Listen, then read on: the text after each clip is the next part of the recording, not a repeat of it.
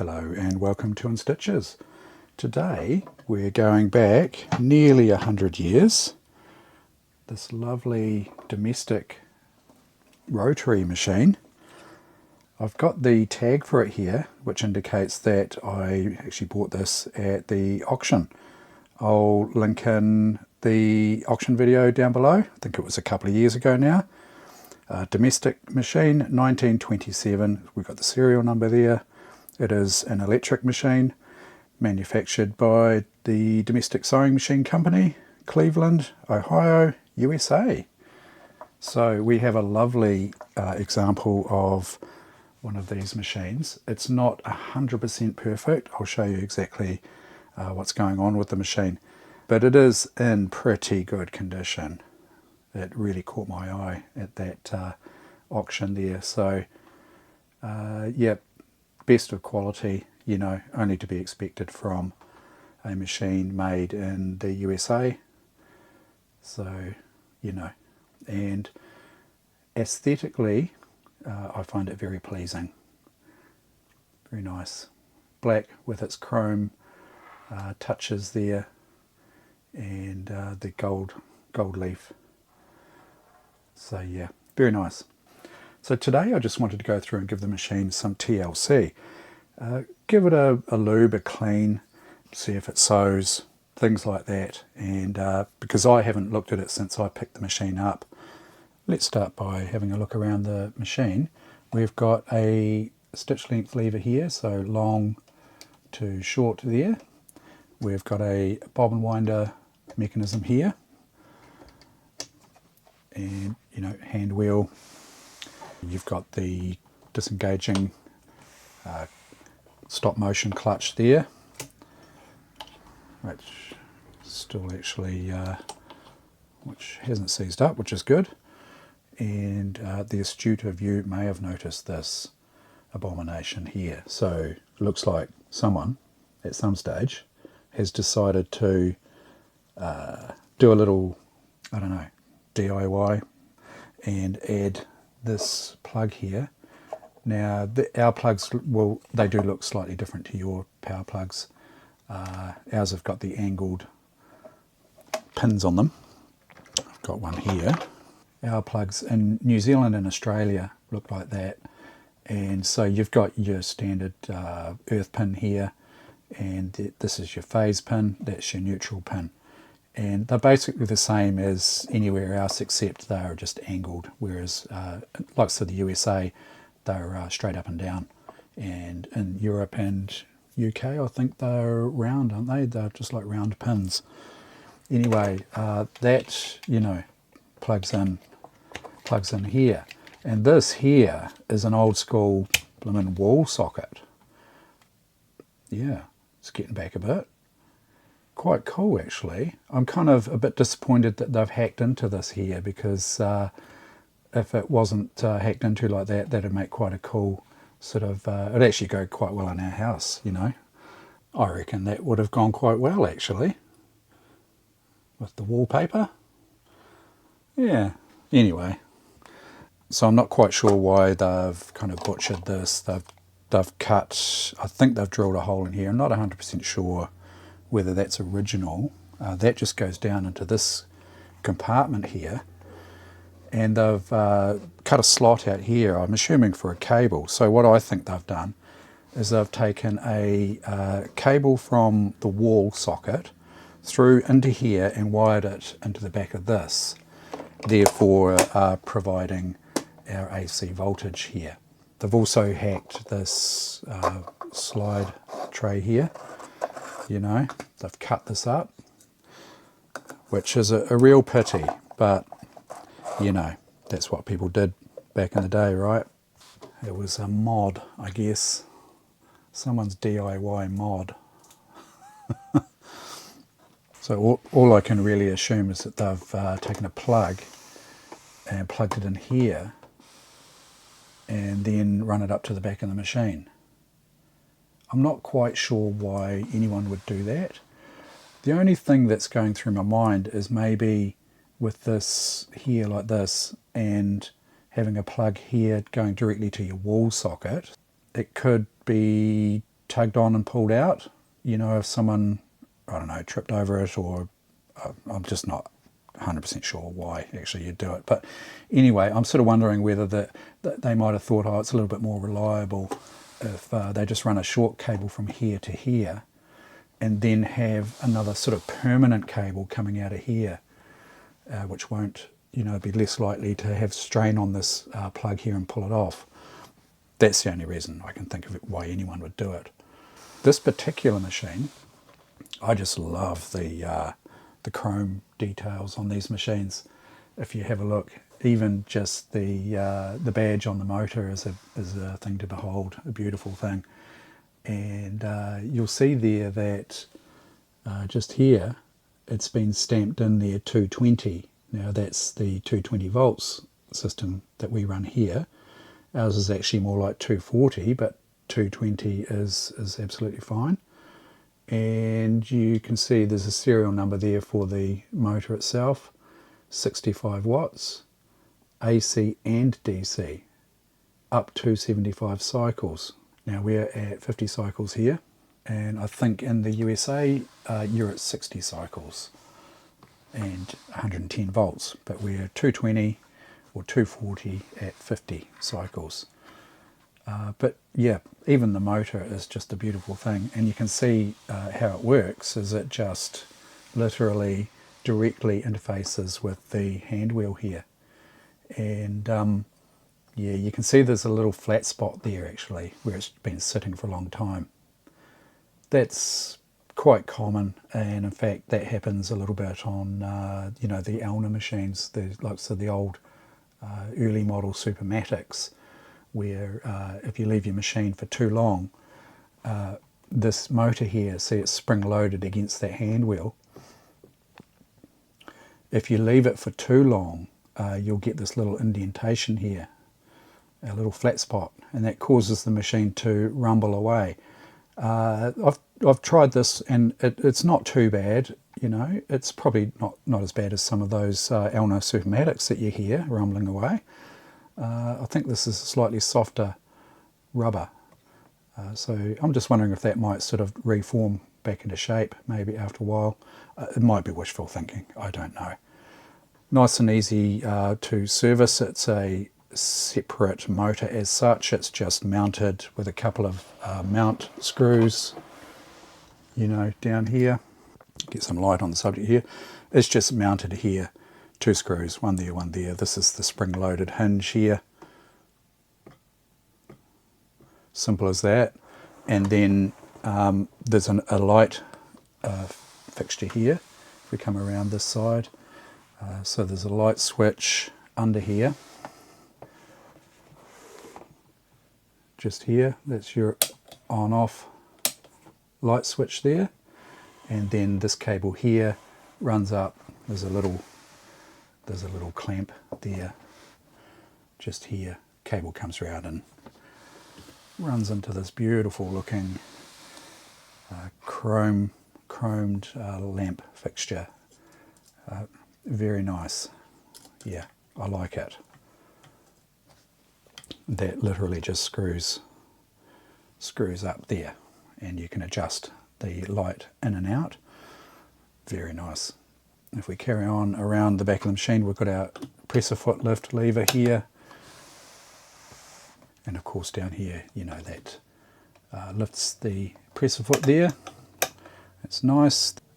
This here is the tension mechanism, and there's a little take-up spring in here. I'll get you in closer in a second. But you'll notice that when you lift the presser foot, that the presser foot lift lever actuates this here, and that releases the tension on the top thread. So yeah, they were doing that a long time ago. Yeah, pretty nice. So if we have a look on the end of the machine here, we've got the take-up lever there, just your sort of standard fare for a machine of this age. It's just oozing quality though, this machine. And there's your needle bar, the needle there, pretty standard.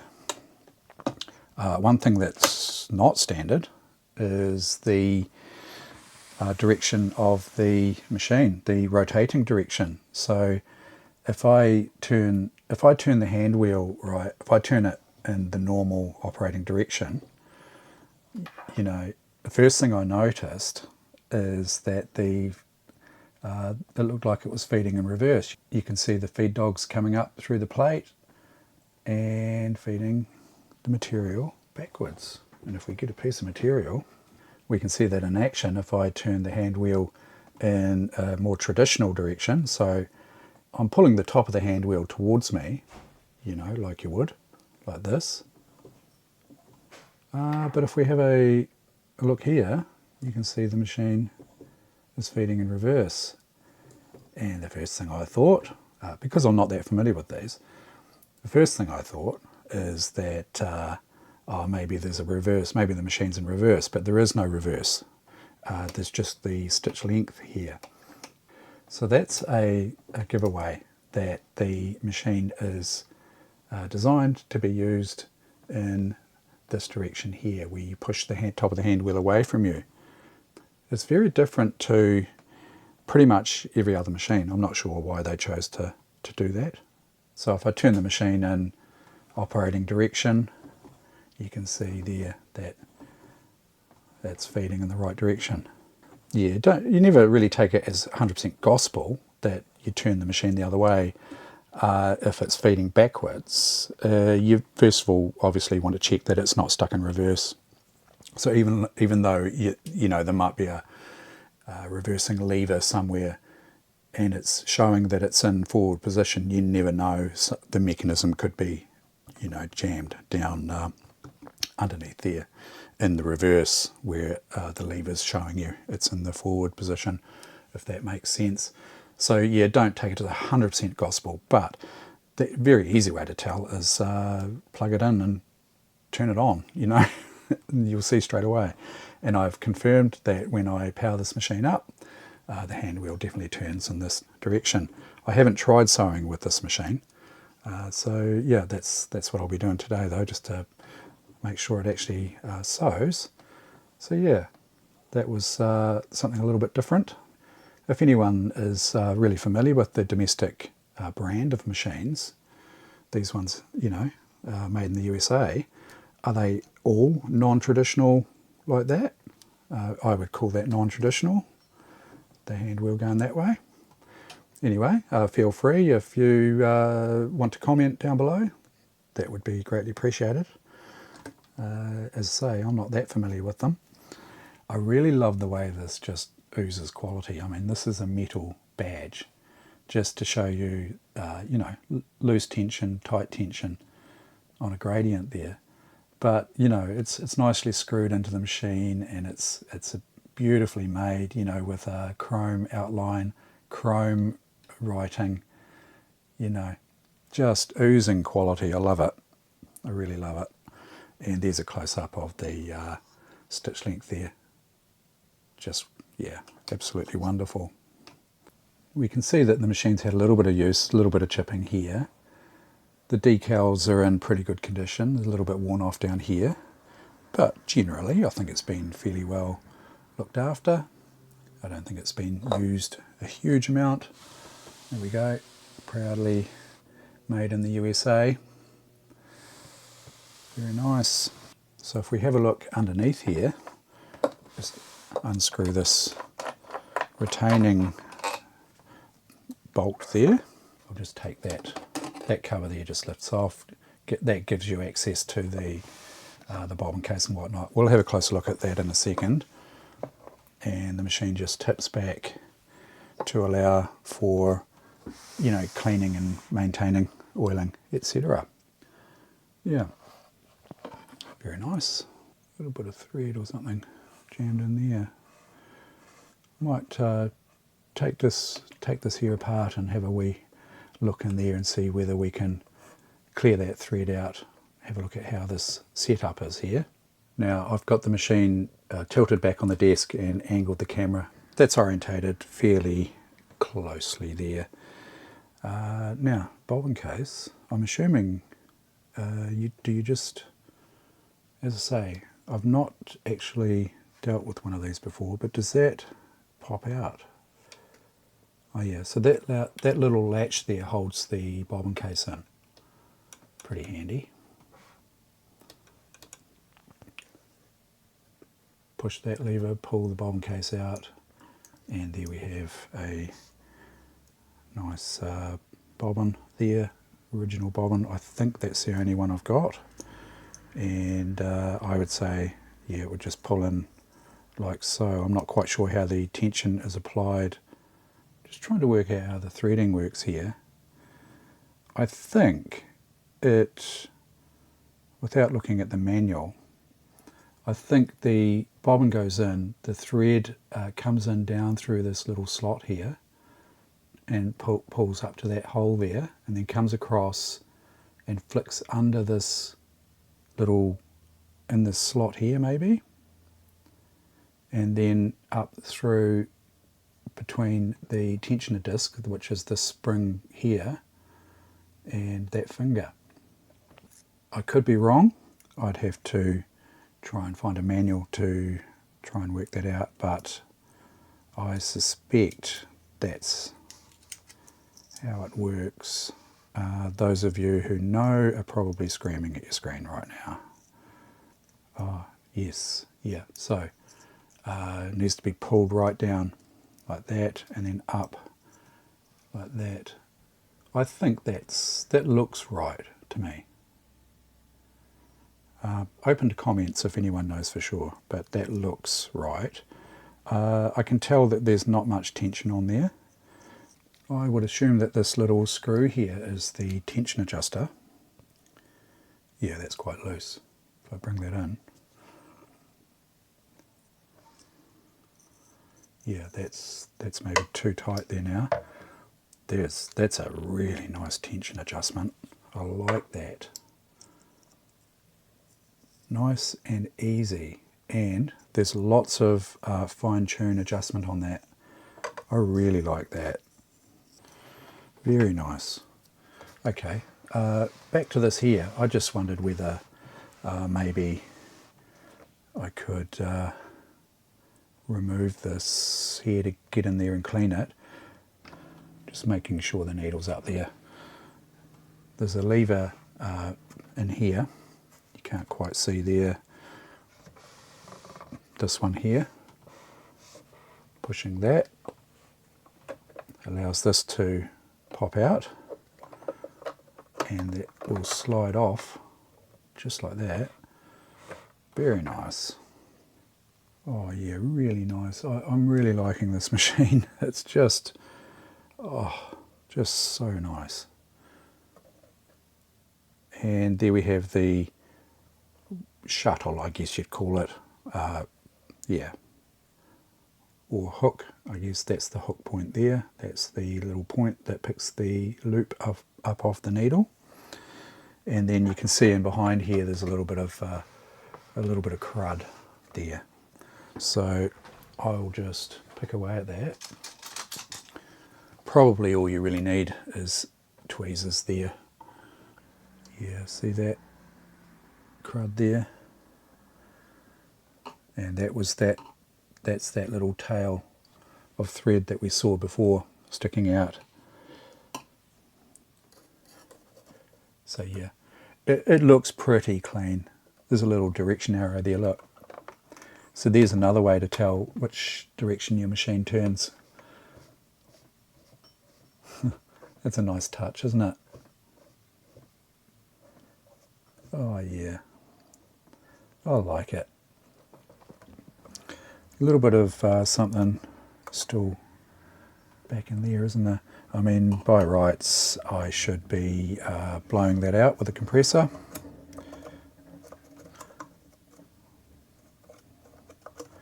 But just for the sake of this video, just for brevity, I'd like to just get on and carry on. I think I got most of the dust there, but yeah, the best way to really deal with that is a good blast with compressed air to really clean that out. That's pretty good there.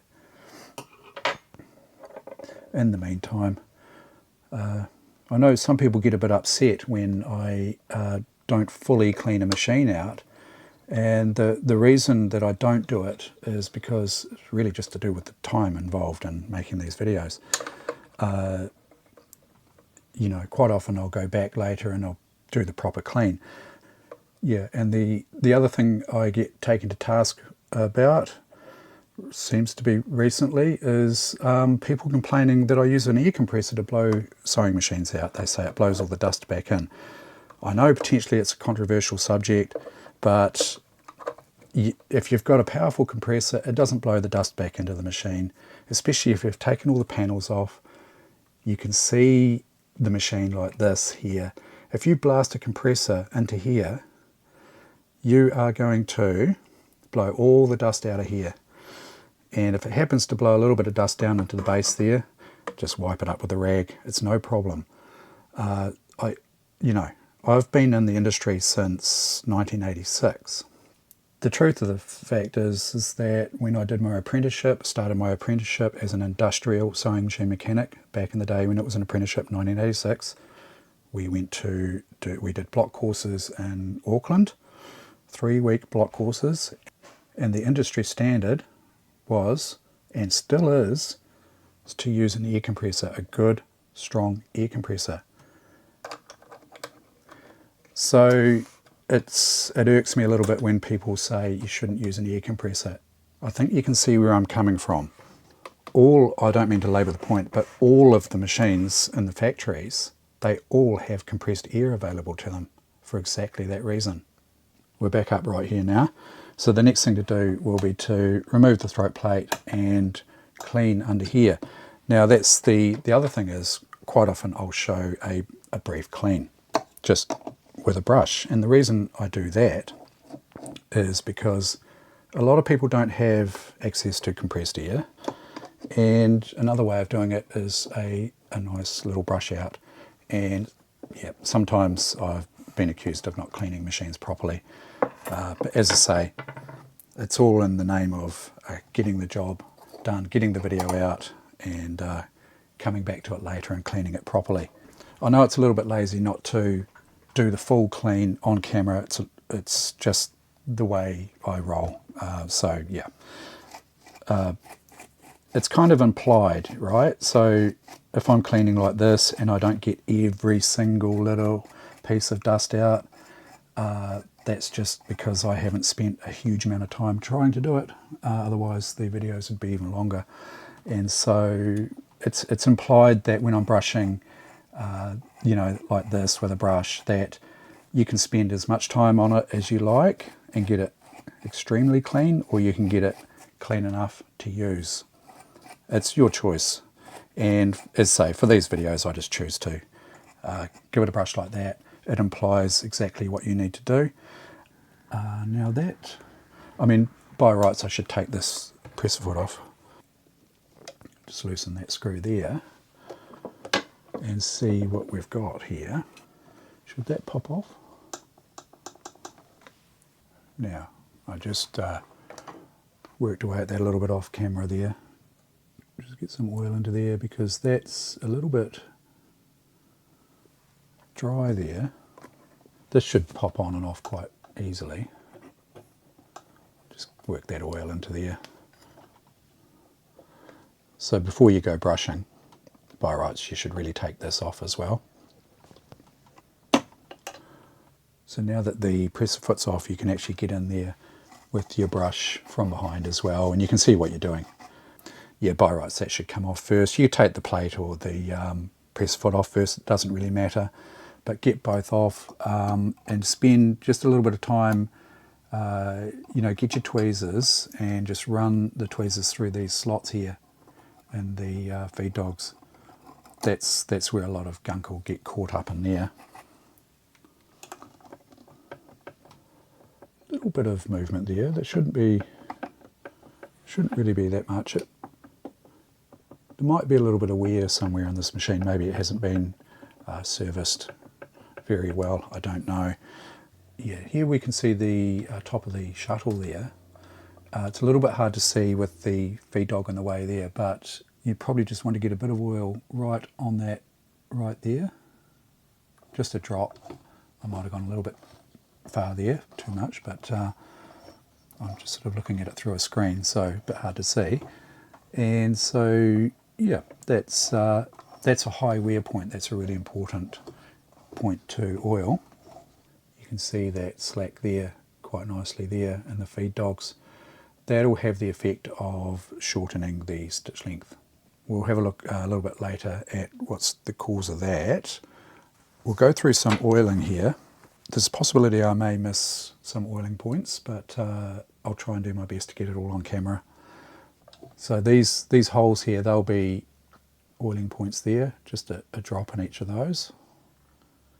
Okay, so that one there will oil the top needle bar bearing. That one there oils the top presser bar bearing. I assume that these are oiling points, these ones here, you know, I can't see that they're not.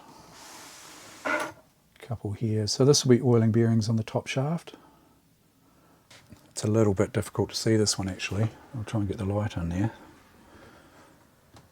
This one here, that's your main bearing right beside the hand wheel there. Another one just here. Not sure what this is. That might just be an adjustment. Yeah, there's a screw in there. Don't forget about the bobbin winder. Take that off there. That's the little stopper screw. Stops you from fully unwinding it. But I'll go ahead and do that. Just like that. We've got a couple of ball bearings here.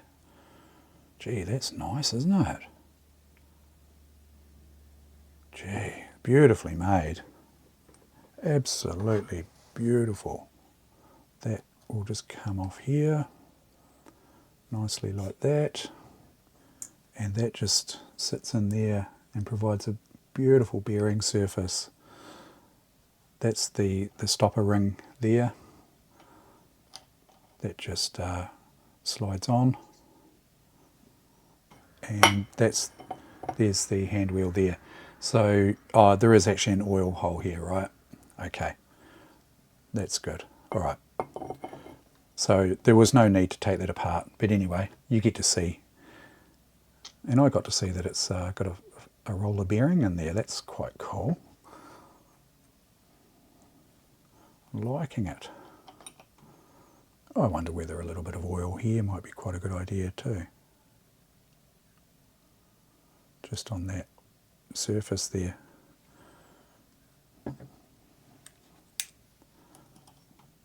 There. And why not just a little smidge down here too? Eh? Lovely. Nice chrome, beautifully finished.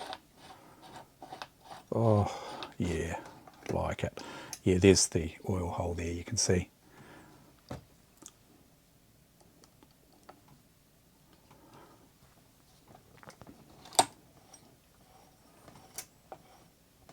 Beautiful.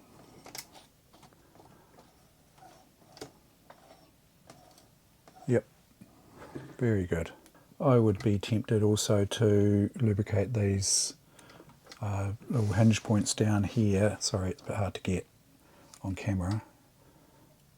These ones down here, that's the bobbin winder hinge points. I'd be tempted to just a little drop of oil on those.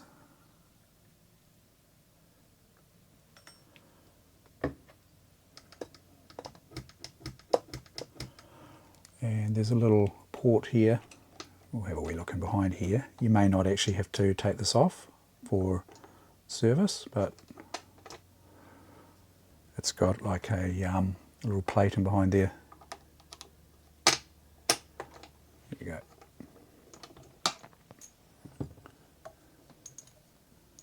Little plate there.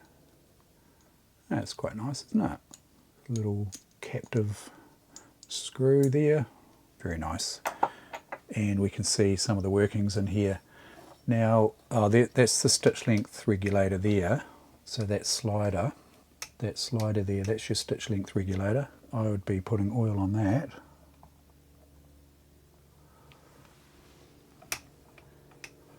Like that. There's another hinge. If you've got one of these, you'll see it. I can't really get the camera on it at the moment, but it's right down. It's the hinge for the stitch length knob on the front, the lever. I'll just give that a wee buzz of oil there.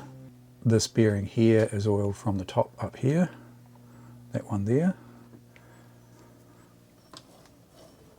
I've got another bearing just here. Sorry, it's a bit hard to see. That one there. That's oiled via this one here at the top. So that's all good there.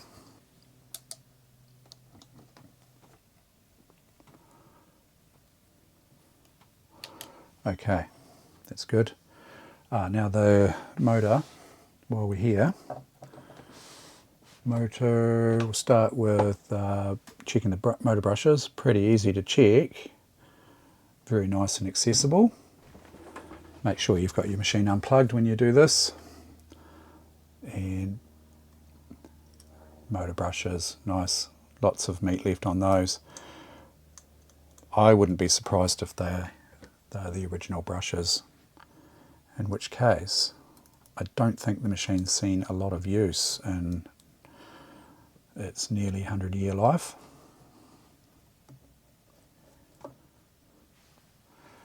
Okay, there's another brush under here. I've checked that already. That is fine. I'll show you this one here. This here, and there's another one over here on the other side of the motor. This one here. These are the lubrication ports for the motor bearings. Now, in here, you'll see there's a wick. This one here. And that wicks up. It looks like there's some sort of grease here, right? I think oil's probably too fine.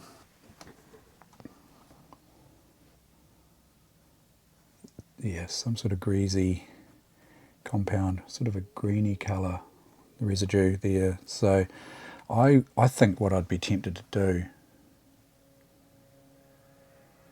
yeah, there's a spring there and a little wick. There is grease there. I think what I'd be tempted to do though is I would be tempted to, I'm just using motor grease here, I would be tempted to just get a bit of this here and I would just give it a wee smearing, and that grease will get sort of soaked into the wick there. Just like that.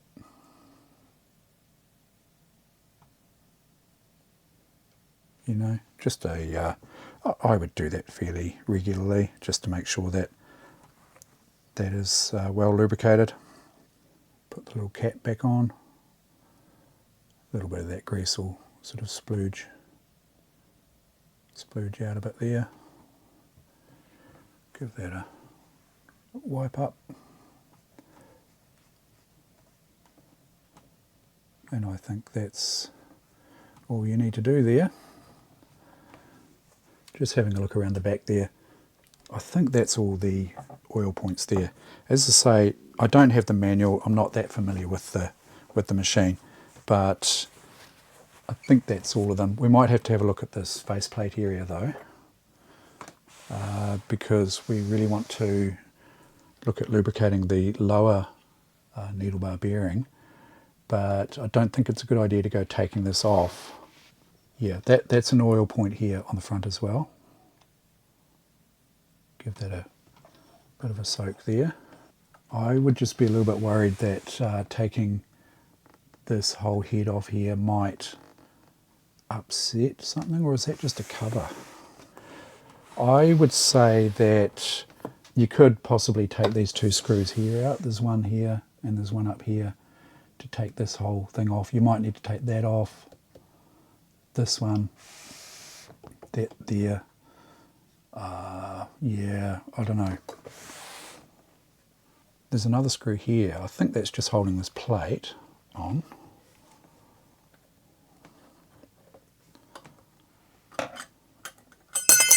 Oopsie.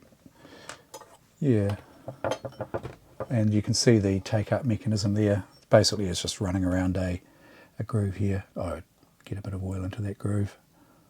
I think there was some actually made its way down there. And I can actually see some working parts here too, which should be a good idea to lubricate here. Basically there's a hinge there that'll be driving the needle bar, a linkage, and possibly if we go in through this hole here, yeah, I can feel the needle bar there, so that'll oil the lower needle bar bearing, and if I get the oiler over there, that'll oil the lower pressor bar bearing there. That's damp here with oil, just here, so that's the needle bar lubricated. Yeah, I'd just be a little bit worried that removing this here might upset something. I'm sure there's people out there that would know, but yeah, I don't really want to go upsetting anything at the moment. We want to give this machine a try out soon. I just need to lubricate the bottom, the underneath part.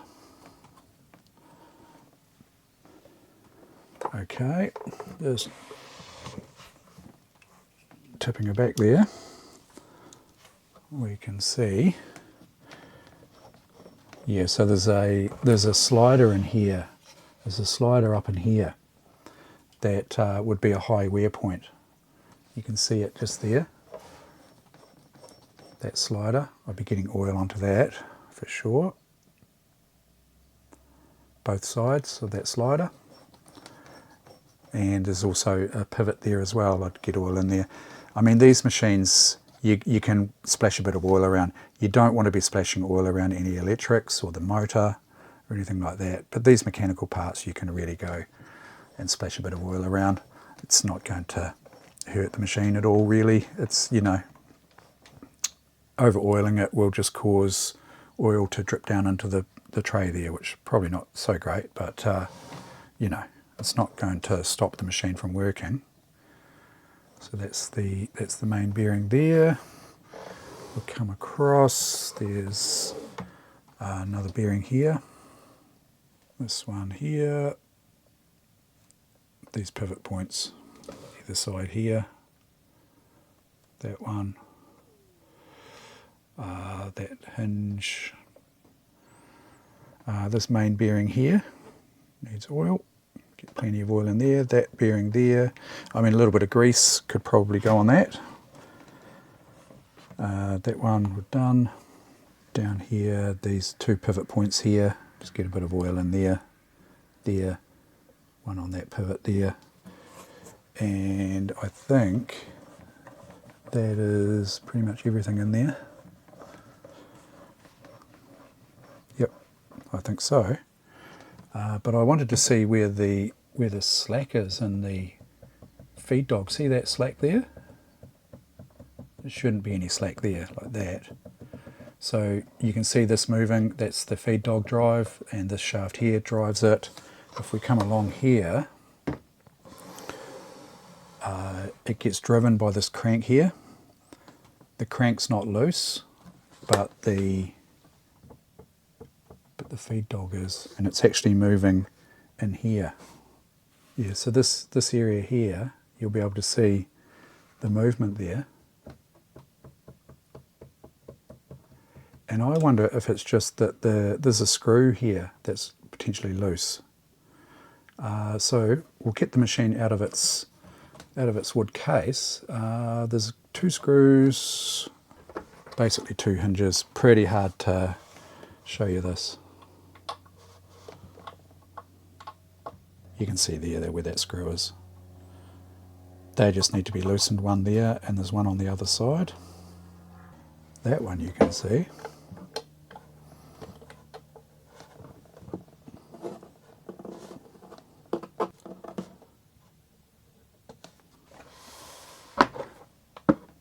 Lift that off the base. Do I need to loosen that one more? No, it's got it. Right, let's turn the machine around. Ooh, pretty heavy. And we'll just lay it down on its front. And we can see closely here. See that? Oh, there's actually a pin. There's a pin through here, which looks to be a little bit sloppy there. I wonder if this is just loose, the screw, whether we can get any more out of that. Yeah, it's loose. If I tighten that, there we go, play gone. I'm moving the feed dog back and forward and the play has completely disappeared, so that was definitely worth investigating there. Righto. Oh well, I think that's about ready to try the machine out, see if it sews. I won't bother putting it back into its case right now. We'll just spin it around here. Ready to put the plate back on there. It's reasonably clean. It could be cleaner, but the thing I noticed about this plate here is it very much looks like a plain sewing machine throat plate, you know, an industrial plain sewer. It's got that look about it, almost identical. You may notice also on the back of a throat plate, on the underside, you'll see these little serrations here. Now those little serrations, these are quite fine. On later machines they're a little bit coarser than that. They are designed to clear the lint away from in between the rows of the feed dog teeth. That's what they're for. Doing it back in 1927.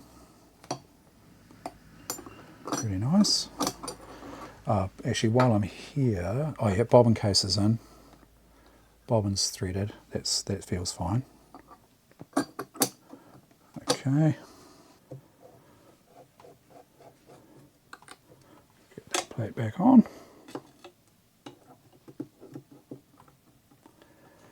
Okay.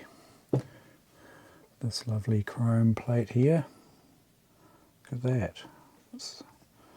Oh yeah, so oh, that's the release mechanism, yeah. So when you put your finger in there, it releases the plate.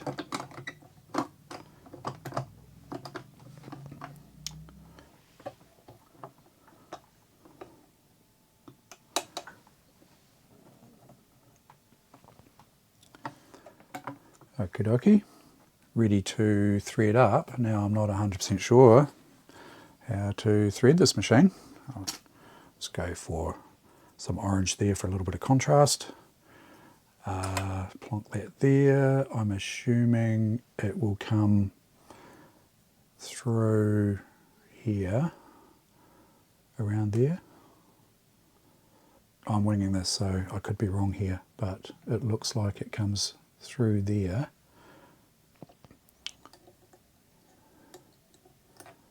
That way. So we've got a little take-up spring there. See that take-up spring there moving up and down? That's not the main tensioner. The main tensioner is this here. And then we just bring in the thread here and behind there, in there and down, and it comes around like that. And then through there, guide there, and then we thread from left to right. I'm assuming that is the correct needle for it. Don't ask me what type of needle it is, I haven't even looked into that. And turn the other way, and the correct way.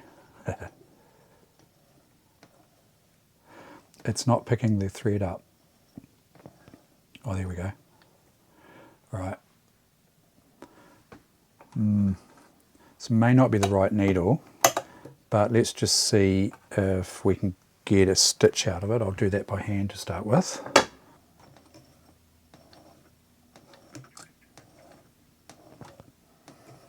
I think it's stitching.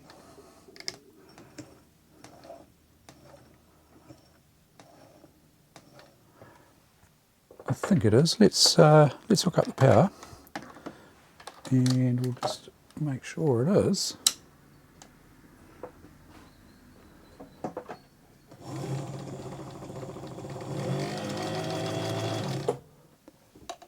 Oh, we're on the longest stitch length there, but yep, it's definitely sewing. The first stitches, here we go. Tension release is working well. Tension's probably not quite right. But yeah, actually tension might not be too bad. I'll just shorten that stitch length. Nice and controllable. Look at that.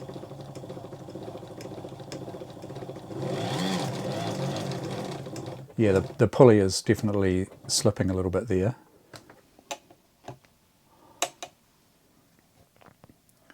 A little bit of oil coming through on that fabric. Let's just go for a thicker seam, eh? Let's see how it goes.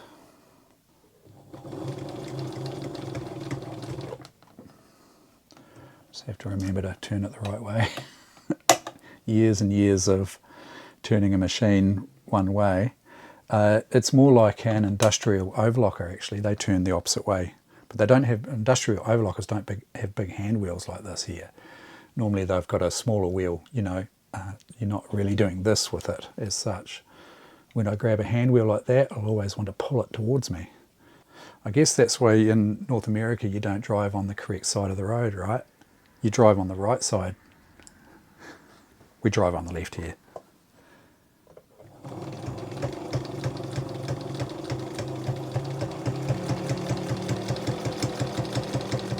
It's handling that quite nicely. Yeah, I would say looking at that, it's probably, the tension's probably a bit too tight. I'll just loosen that tension a little bit more.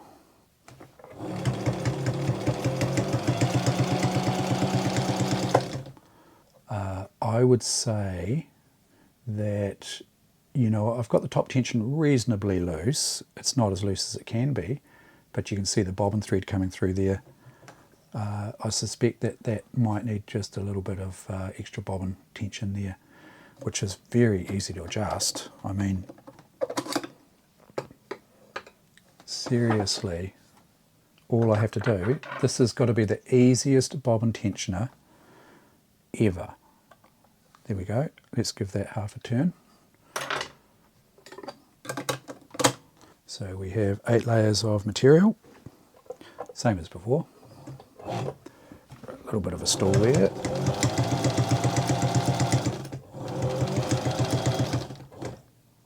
Very nice. Tension is looking better. Might have gone too far.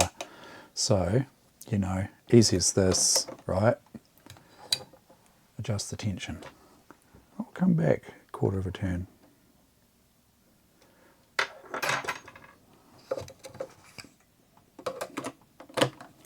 Very nice.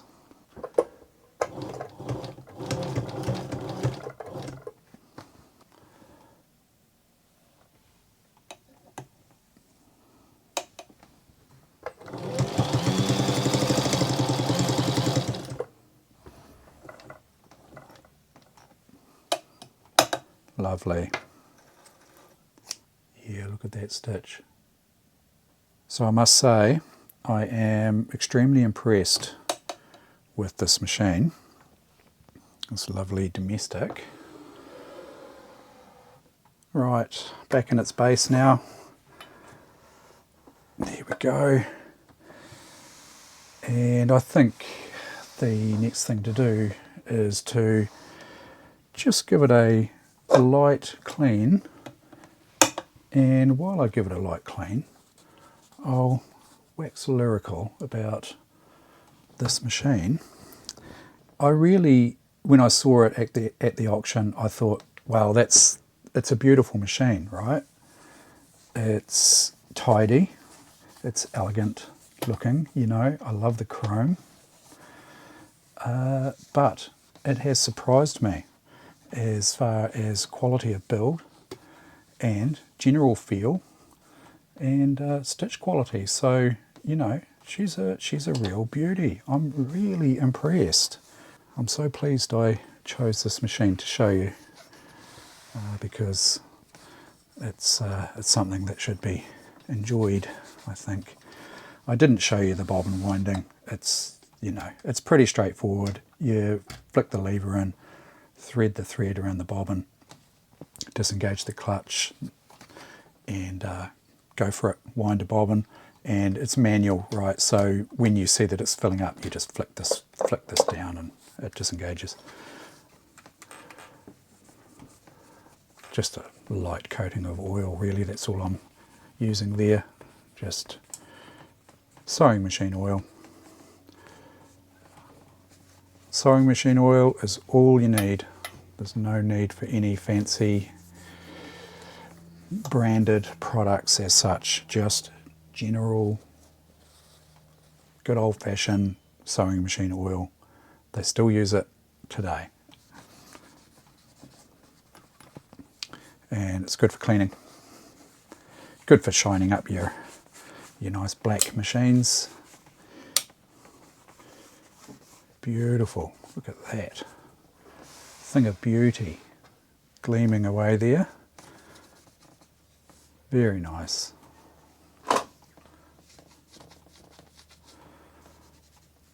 I'm not going into full restoration mode, just a general clean up there. I like to display these machines with, you know, the like sort of old school cotton reels. I know that's not real old school, but got to be better than displaying it with these, right? This is good thread, but as far as displaying machines, I like to use these. There's even older ones that are like a full wooden spool, and yeah, real nice. This is mercerized cotton, you know, so it just sort of finishes it off a bit there. It's quite nice, isn't it? Yeah. I think the next thing this beautiful machine deserves is to get the lid and give that a nice polish up. I'll just start off by giving the woodworker just a clean here with a, it's a very mild cleaner, nothing harsh. I'll just give that a quick clean over. There's a little patch where a sticker was sitting there. But yeah, just a little bit of grime.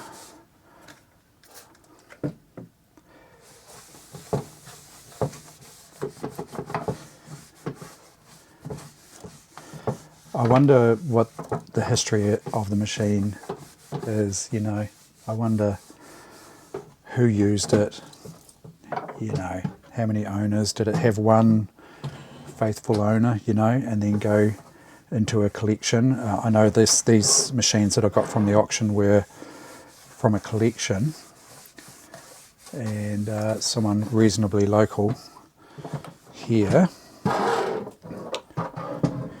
And I'm finally starting to get around to doing some videos on these machines. And then, of course, after, I think it was a year or two later, I picked up the machines from that museum. So I've got those to go through as well. So I've got plenty coming up. It's just a matter of actually finding the time to fit it all in.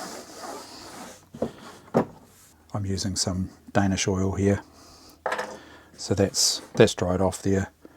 We'll just see how this comes up.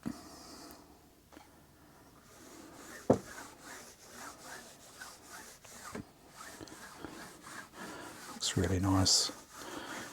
Yeah, some of you might have also noticed that I don't often reply to comments online on YouTube, and yeah, apologies for that. It really just is the fact that I don't have time to reply to all the messages, and you know, I get asked a lot for assistance, which I can provide, but quite often there's not enough information supplied to, you know, properly answer the question without sort of going back and forward a whole heap, and it going through the YouTube comments like that, back and forward like that, it's just not very practical.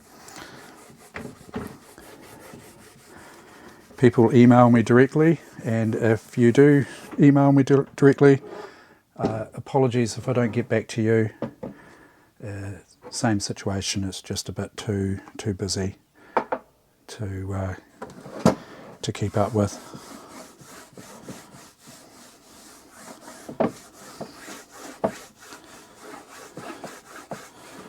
Oh, it's coming up nice.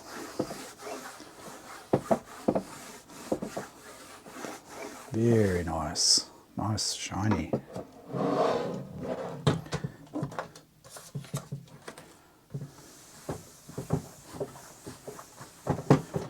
Oh, it's a beauty. I might take it to the quilting group that I attend on Saturday. Bit of show and tell. Show it off. It's more of a craft group actually, but I have done a bit of quilting there, but I'll be there. I'm making a shirt at the moment, so doing just a pure black shirt, and I'm using my Elna Supermatic Star Series. It is an old aspect SU,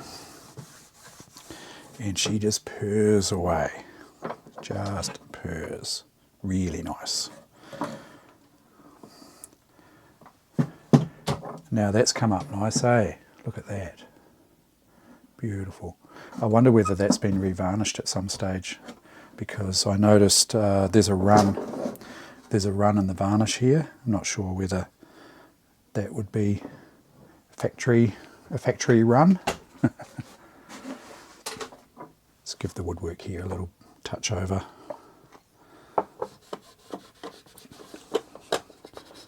Just a quick going over there.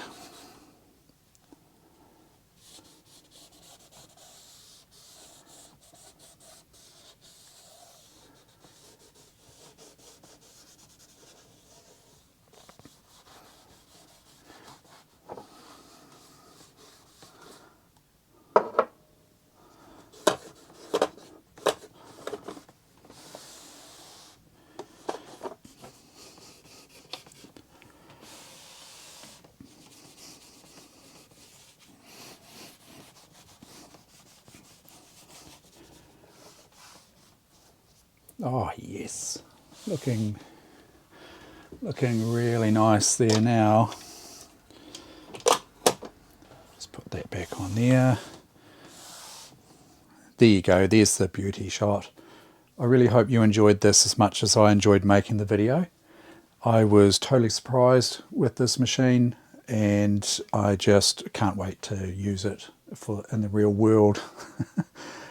The beauty is just the icing on the cake, really. So yeah, thank you as always for watching. Special thanks to my patrons for your support, and we'll see you in the next one.